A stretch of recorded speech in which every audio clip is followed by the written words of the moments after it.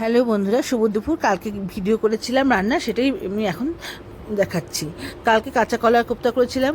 বড়াগুলো সবাই জানো, কাঁচা কলাগুলো সেদ্ধ করে সেই বড়া করে নিতে হয় একটু বেসন দিয়ে। আর এখানে মশলা দিয়েছিলাম জিরে, টমেটো, আদা, কাঁচা লঙ্কা বাটা। আলুটা ভাজা ভাজা হতেই আমি সেই মশলাগুলো দিয়ে একটু কষিয়ে নিলাম।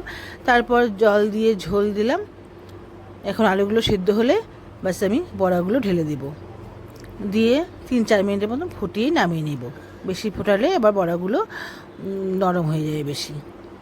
এখন আবার চাল রান্না করব, আবার চাল কুমড়ো দিয়ে মুগ ডাল দিয়ে।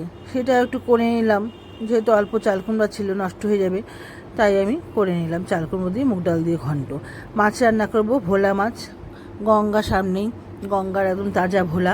সেই ভোলা মাছগুলো একদম ভেজে নিলাম। তারপর তেলের মধ্যে আমি এখন বেগুন দেবো, করে বেগুনটাকেও একটু সাঁতলে নেব,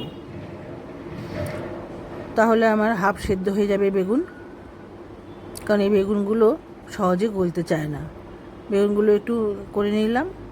তারপরে আমি মাছগুলোকে এখন রান্না করব শুকনো লঙ্কা আর কালো জিরা ফোড়ন দিয়ে।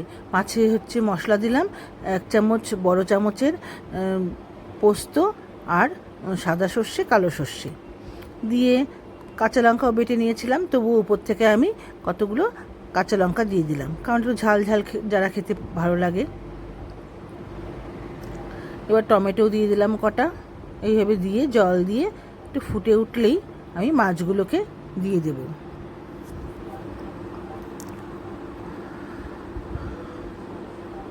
বেগুন দিয়ে দিলাম, যাতে বেগুনটা একটু নরম হয়ে যাবে। মাছগুলোও দিয়ে দিলাম, দিয়ে একটু ফুটে উঠলেই আমি নামিয়ে নেব। বেশিক্ষণ ফোটানোর দরকার পড়বে না।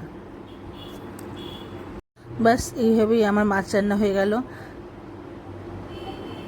ঢাকা দিয়ে 3-4 মিনিট রাখলেই আমার মাছ রান্না হয়ে যাবে।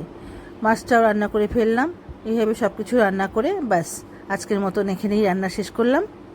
ভিডিওটি ভালো লাগলে লাইক কমেন্ট করে দেবে। ভিডিওটি দেখার জন্য অসংখ্য ধন্যবাদ তোমাদের। তোমরাও কেমন আছো জানাবে। আমি ভালো আছি। সবাই ভালো থেকো, সুস্থ থেকো। টাটা।